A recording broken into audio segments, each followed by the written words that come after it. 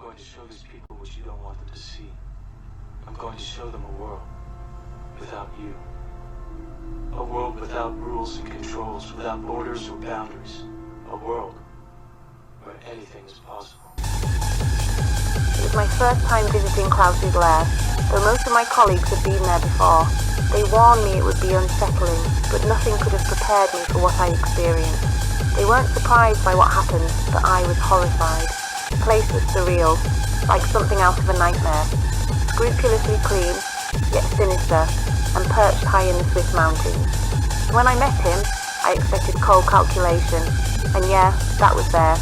But what I didn't expect was the strange, almost emotional state he was in. He was laughing, almost drunkenly, as he recounted his plans. It was as if he was reminiscing fondly about some long-held dream. He started talking about the depopulation agenda, and that's when it really hit me. He wasn't just outlining some distant theory, he was recalling it like a twisted memory, something carefully planned for decades. He said, "The chickens are finally coming home to roost." There was something about this phrase that made me feel sick to my stomach, and it wasn't just because of his accent. His voice would waver between chilling calm and sudden bursts of laughter, as if he found the whole thing amusing in the most grotesque way.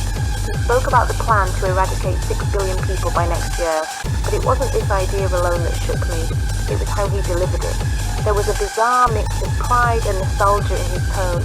He spoke slowly and clearly, as if he were recounting a great achievement. He even seemed to get choked up at one point, as if this horror he was planning was something deeply personal to him. My colleagues, they'd warned me, but they seemed almost resigned to it. They weren't shocked, not like I was. To them, it was just another story, another day. But to me, it was a nightmare come to life, the way he spoke, the way he laughed about it.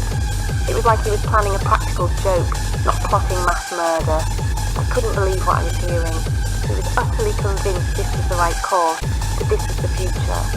And in that moment, I realised just how real the danger was. This wasn't just a madman's rant.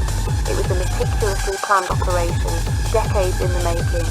I've never felt so helpless, knowing that I was face to face with someone who had the power and the intent to carry out the most horrifying agenda imaginable.